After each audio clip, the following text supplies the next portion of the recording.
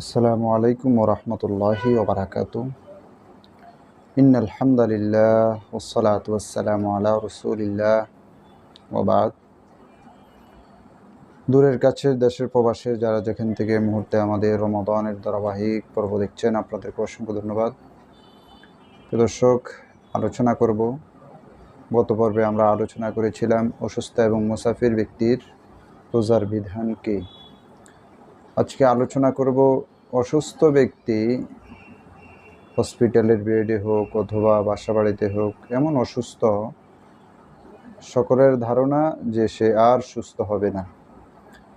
এক্ষেত্রে অসুস্থ ব্যক্তি যদি এমন অসুস্থ হয়ে যায়, রোজা রাখতে অক্ষম হয়ে যায়, তাহলে তার ফিদিয়া দিতে হয়। এখন কথা হলো, ফিদিয়া কি জিনিস? ফিদিয়া হলো রোজার ক্ষতিপূরণ। অর্থাৎ একজন রোজাদার যদি রোজা রাখতে না পারে, তাহলে কোনো এক ব্যক্তিকে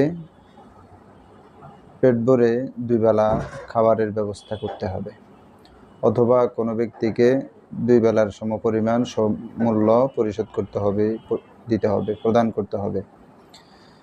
এখন কোনো অসুস্থ ব্যক্তি যদি আইসিইউতে অথবা লাইফ সাপোর্টে আছে, কিন্তু সে আবার সুস্থ হয়ে ফিরে আসে, তাহলে তার রোজার ফিদিয়া আদায় করার পরে পুনরায় কি সে রোজা রাখতে হবে কি না? হ্যাঁ, শরীয়তের বিধান হলো, যদি কোনো অসুস্থ ব্যক্তি অসুস্থতার কারণে রোজা রাখতে না পারে, তাহলে যদি ফিদিয়া আদায় করে থাকে, পরবর্তীতে সে এই রোজাগুলো আবার আদায় করতে হবে, কারণ তার উপরে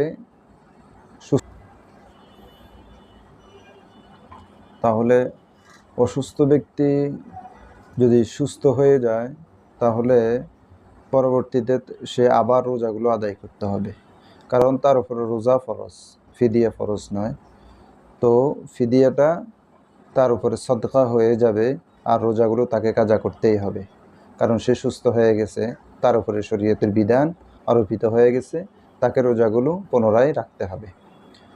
কিন্তু মাজুরের ক্ষেত্রে কোনো ছোট বাচ্চা যে দুধ ছাড়া, মায়ের দুধ ছাড়া আর কিছুই খায় না, সে তাহলে ওই মহিলা যদি রোজা ভাঙতে চায় ভাঙতে পারবে, তবে পরবর্তীতে কাজা করতে হবে। তদ্রূপভাবে কোনো গর্ভবতী মা বোন যদি রোজা রাখতে অক্ষম হয়ে যায়, তাহলে সে রোজা ভাঙতে পারবে, আর পরবর্তীতে সে রোজাগুলোকে কাজা করে নিতে হবে। রোজা অবশ্যই রাখতে হবে, তবে আল্লাহ তাআলার বিধান অনুযায়ী মিন ফাইদাতুহুম মিন আইয়ামিন উখার, পরবর্তীতে সে কাজা করার বিধান তার উপরে থেকেই যাবে। আল্লাহ তাআলা আমাদেরকে এই বিষয়গুলো বুঝার তৌফিক দান করেন। আসসালামু আলাইকুম ওয়া রাহমাতুল্লাহ।